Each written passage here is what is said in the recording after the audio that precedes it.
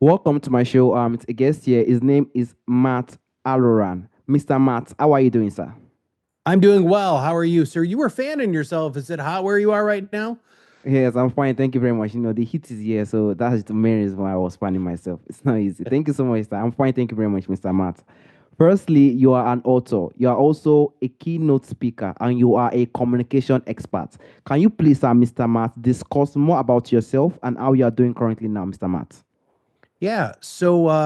I just realized I was talking to my wife this morning. I published my first article in a magazine on communication in 2007. And so this is my third book that I wrote, the book that I'm here to talk to you about today. Um, I have my master's degree as a therapist. I built 3-day intensive communication trainings in financial services, which is the industry that I've specialized in since 2007. Um, Communication is what I nerd out about, man. Like this is being able to communicate more effectively is a skill that I don't think a lot of people understand. And then listening is something that nobody seems to teach anybody how to do. And so I figured I'd write a book to help people learn how to listen better. It's definitely not easy. Communication is a very, very tough thing today. And I would also like to dive to the point of your book, which is Shut the F Up. Can you please, Mr. Matt, discuss more on that book? And if you have any book you are planning to release in the coming future, Mr. Matt? Yeah. So Shut the F Up and Listen was purposefully titled that way to get people's attention. It's a pretty ridiculous book cover. It's a lot of fun. So the book itself breaks down to three major things. So the first thing it does is it talks about 5 different kinds of communicators, which is just basically like a life hack so you can understand how basically deep you can go with the person you're communicating with. And then we walk through the 7 different types of listening. And then the other big component is at the end of every chapter, there is exercise, right? So what I'm teaching you in the chapter on listening, I'm also going to say, okay, now go out into the world and let's see how this works for you. And the feedback that I'm getting, that's where people are finding the most value is they just keep saying, "Oh my God, I'm so excited to go out and try this new way to practice this specific kind of listening." And it's a whole bunch of fun. The book is very story based. They're very personal stories about things that have happened in my life. And I just wanted to talk about it in engaged listening instead of active listening, which is what most people talk about. Exactly. Completely agree, Mr. Matt. Thank you so much, Mr. Matt. And I would like to go to the point of silence. We know silence is a very, very powerful tool today. But a lot of people don't know how to use it because when it's even at time in my own personal when it gets to a point, I won't be silent again. It will just exaggerate. So I would like to ask, like what do you think make a silence such a powerful tool in communication, Mr. Matt? Yeah. Well, I definitely think that there are limits on silence, man. I can't Exactly. stress that enough, right? There are times when you have to be loud and proud and say your piece and have your voice heard. Um, but the letters that make up the word silent are actually the same letters that make up the word listen. And I really think that's super powerful. I'm When it comes to silence, silence is a very powerful tool that if you use it sparingly, the power is unbelievable. And I'll tell you a quick story.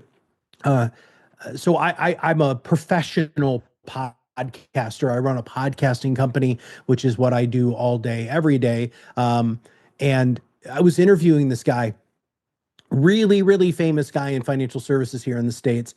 And I got done with the show, and he said to me, "Matt, that was like the best show I've ever been on, and holy crap, man, I got to say all this stuff that I haven't been able to say before on other shows, and man, you really brought it out to me." And I went back and I listened to the podcast.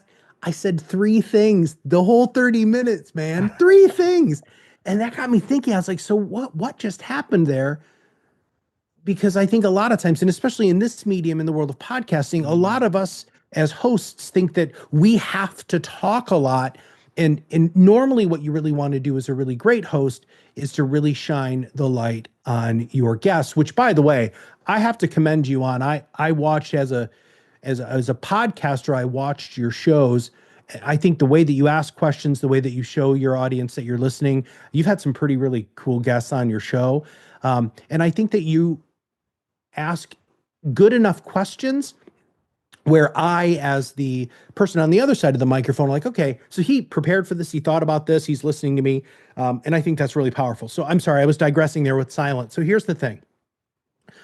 One of the things that I teach is something called the dramatic pause and engaged listening.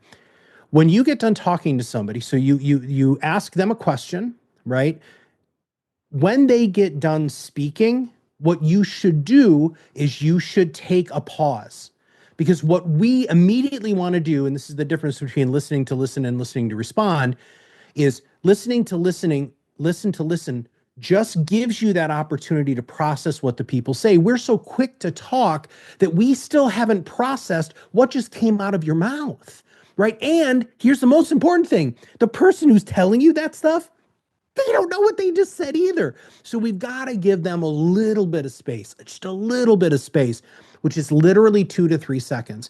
And what you're going to find in relationships, business, personally, and professionally, that if you give them that space, they're going to continue talking.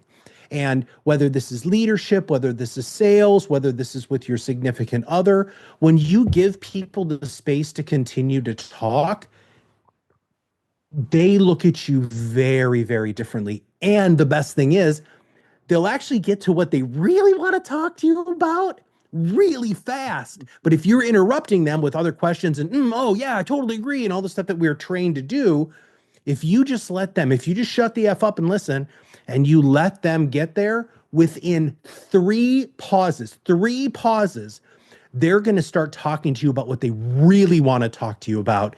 And I think that really changes the game. And that can only be achieved through silence.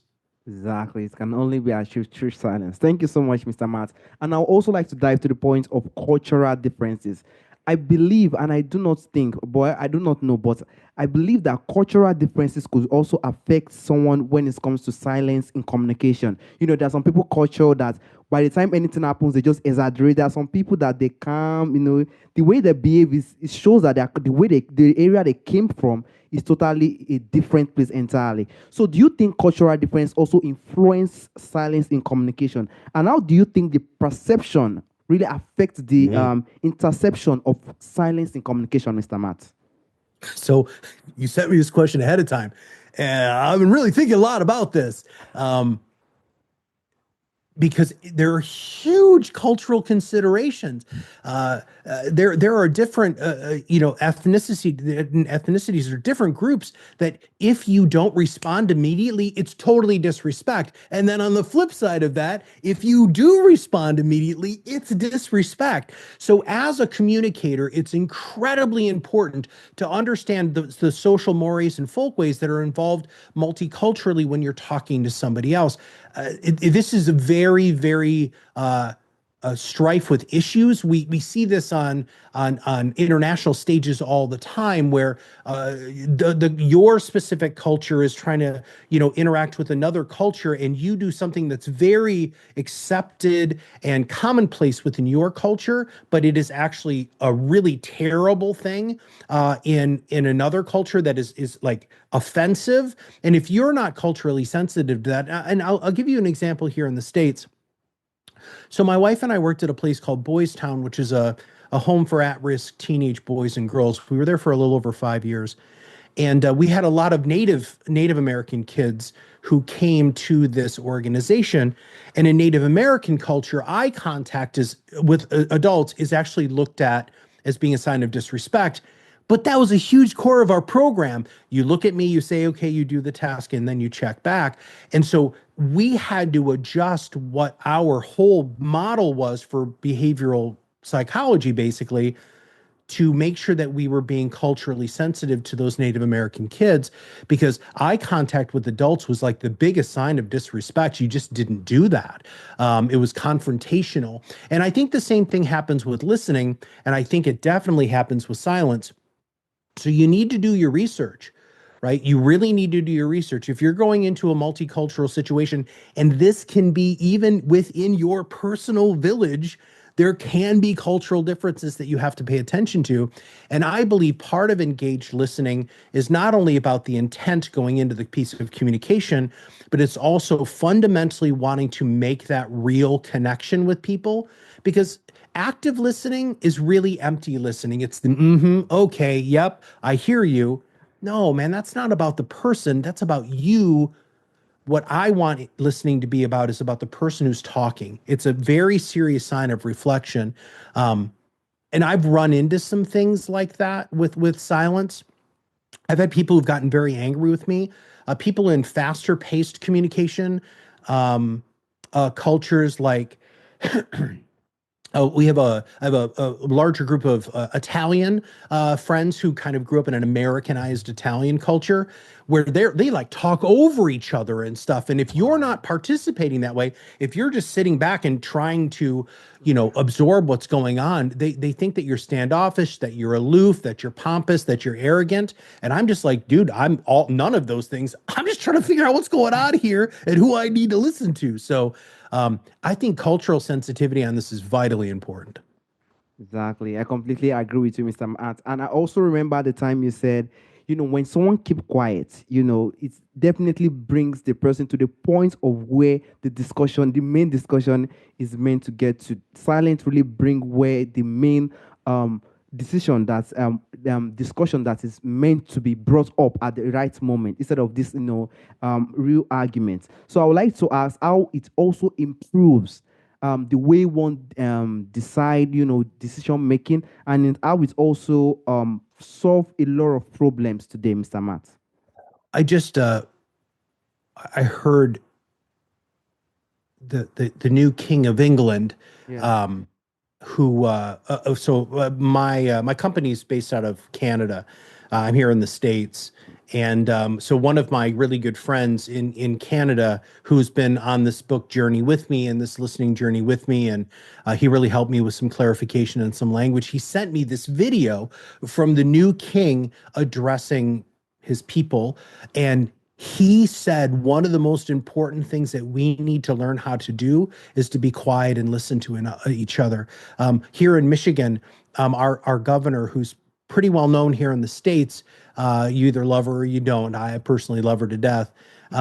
She was just talking about, in these times of polarization, the truly successful people are the ones who know how to listen. I believe that listening is love. Showing people that you're listening is actually showing them that you love and respect them, that you honor them, that you value them.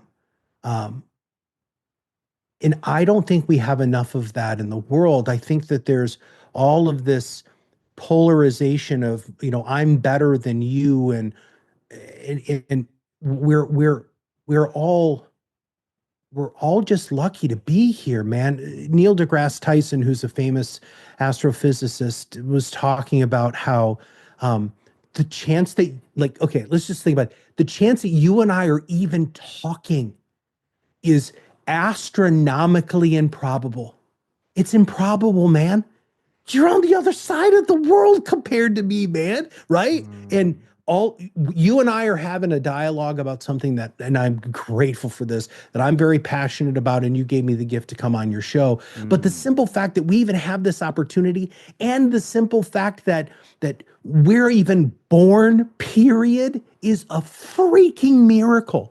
And we have to be more grateful. We have to be more humble. And I believe that listening is such a great way to show that humility, mm, understand that you don't know everything. Socrates said, you never learn anything by talking.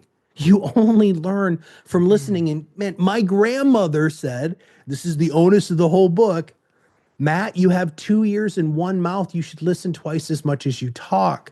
And I think that this is the key to solving so many problems. Not listening to just go, okay, I hear you, but to actually learn how to listen, absorb the information that the person that you're talking to is telling you, feeling it, experiencing it with mm. all of your senses, and truly being engaged with this communication. I think we can solve a lot of the world's problems. I really, really do. I completely agree. Humility is a very, very powerful tool. When one is humble, one will surely listen, and it shows the sign of humility. I completely agree. Thank you so much, Mr. Matt. And I would like to also dive to the point of pressure. When arguments get to a point and someone wants to continue to feel that silence, I don't know if you have experienced it before. That person who is trying to get your anger or who wants you to talk, we get to a point whereby he will now start to get more hungry and hungry and hungry because you are not speaking, because you are not Yeah. saying anything. So it pisses that person off. What's going on here? So I would like to ask how someone can learn Yeah. to feel confident with silence in even in high pressure situation, Mr. Matt. Yeah. Um, you said it right at the outset of the show that there are definitely times where you have to stand up, you have to speak, and you have to be loud, right? Um, what I really try to teach with this, and I'll tell you a quick story. Um, when I was right when I graduated from university here, I had a degree in applied medical ethics, and so I went to work in a hospital system to help teach ethics, ethical decision making, and how to communicate with patients more effectively. That was my job. Mm. And we went in and we were doing a lunch and learn for these physicians at this very specific hospital. And we were talking about this patient who had decided that they were going to stop care. It was just too much. They knew that it maybe was going to prolong their life like 3 months. It wasn't worth it. Their last 3 months were just going to be terrible. And they wanted to try to live the time that they had left clear so that they could spend time with their family and their loved ones. And we were talking about how the doctors were very, very upset because the client wasn't listening or the patient wasn't listening. And so we brought this up as a case study, and this doctor just starts yelling at my partner and I, well, that patient's an idiot. And oh my God, how stupid. They could have lived, we could have found a cure. This was one doctor in a room full of doctors, and all the other doctors are like looking at this guy going, yeah, well, he's saying the quiet part out loud. And then and then my partner, the guy who was leading it, I was new at the time. He was like, "That's why we're here, because how upset you're getting right now isn't productive for the person who it needs to be productive for, which is the patient, not you." And this is what drew the guy over the edge. He said, "I need you to understand this isn't about you."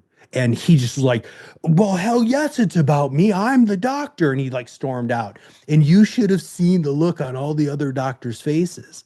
They were just like, "Whoa, I was thinking that, but wow, you're actually right in this." And like three or four doctors came up to us.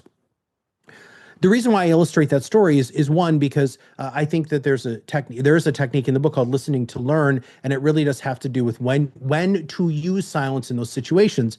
But when somebody is really, really angry with you, or the conversation using silence continues to escalate, there is a point in engaged listening where you need to say, okay, what's happening right now is it's escalating, right? I want you to know that I hear what you're saying. I can feel that you're angry. I feel that you're angry with me. Um, I don't want to be reactive in this situation.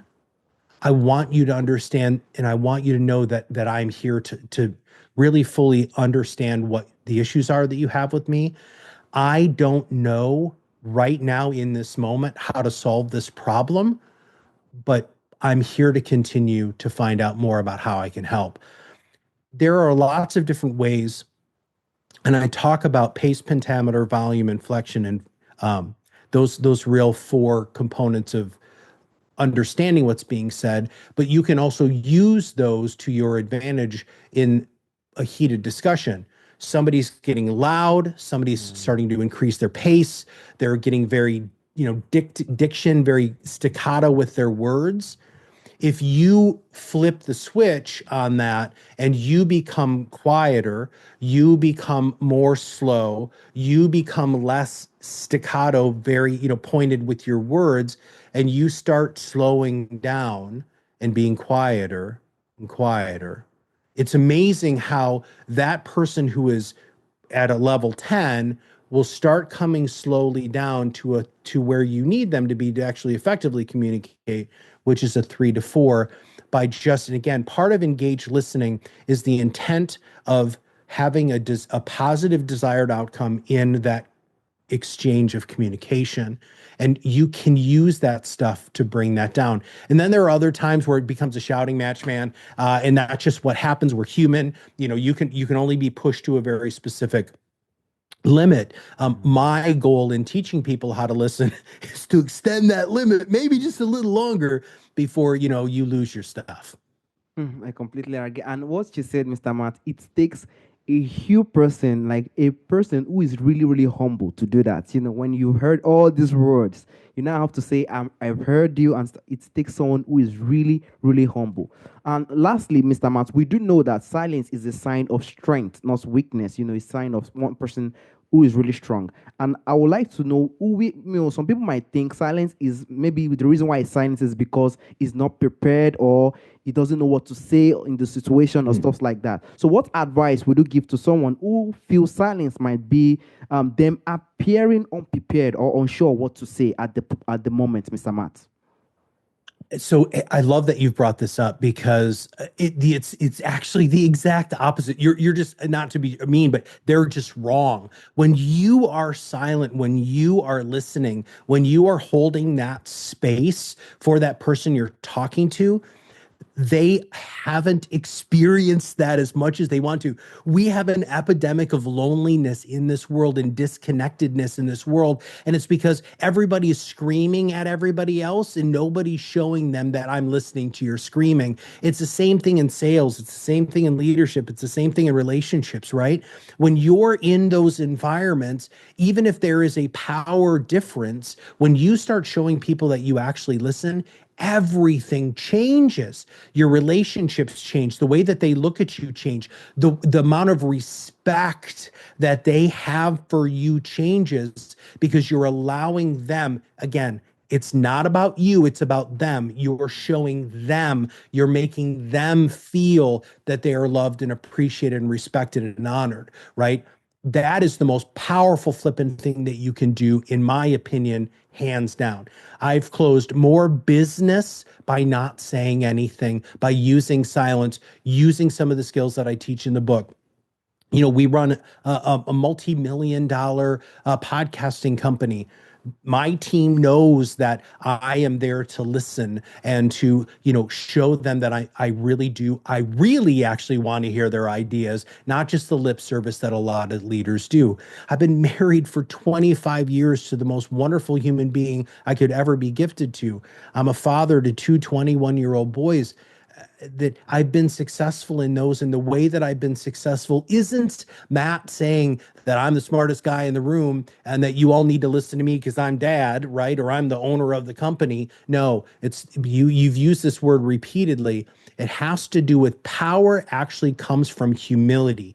Because if you try to match power with power first, then you're in a struggle. If you match power with humility, they're going to look at you differently. And then all of a sudden you can actually level out that power very, very, very quickly. And I wish more people did that. Exactly. I completely agree with you. I wish more people need to have this sense of humility. Humility, even agree with you, humility is like the base point. When the humility is there, it will be very easy for someone to have this sense of silence and trying to just understand the situation that is on board so that one will say to it in the right way. Thank you so much, Mr. Matt. And lastly, Mr. Matt, there's a question I normally ask during the end of the show. From the forefathers, from the people who have passed on, from our elders who has left us today, there are a lot of things do which exist during our forefather times. A lot of things exist during that time. A lot of it are missing in our time today. If there is anyone or anything you would like to bring back to our time today, Mr. Matt, what do you think that thing will be, Mr. Matt? Actually being able to have a discussion. So many moons ago, when we didn't have this amazing technology that we're using right now, and the phones and social media and everything that was right at our fingertips, We used to sit around and talk. We used to sit around and tell stories where you'd be sitting around a fire and somebody, the elder, would be telling you a story of your ancestors or your tribe or your history or your heritage or something in their life. Man, I wish we would get back to that. That actually forces listening because you as the other person sitting around the fire are just listening to the story because you want to know, ooh, there's this one point I've heard this story before and I remember this and I absolutely love it. I wish we would humanize and regain that ability to be physically present with other people during the storytelling process because you and I hear stories all day long. It's television, it's YouTube videos, it's TikToks.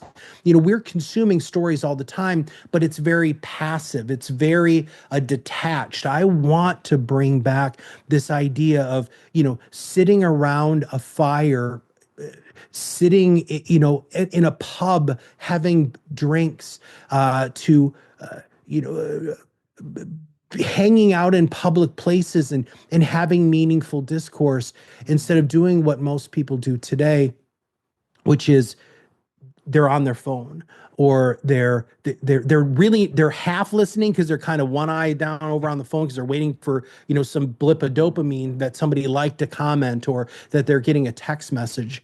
I think that human connection is so vitally important in this digital world. And I think we're starting to see, especially millennial generation and Generation Z, I think they're actually starting to realize that since they grew up as digital natives, which my generation didn't, they grew up as digital natives, that they're craving these spaces. They're craving this IRL in real life friendships instead of everything being digital. And I think storytelling can be a great gateway to ignite that historical way that we used to exist. Completely agree with you, Mr. Matt. A lot of things have changed today. Physical connection is something that we're really missing. That's why sometimes one just have to go outside to just feel this nature, just feel this breeze and everything. Someone just have to feel this real connection. It's definitely a very hard time today. We hope better things come in the coming future. I want to personally thank you, Mr. Matt, for this opportunity and for this time you've given me today on speaking on the power, the way silence is really, really valuable, and even how it can solve tremendous issues in the life of comfort. Thank you so much, Mr. Matt. Thank you. All right, so have a lovely day, Mr. Matt. Bye bye.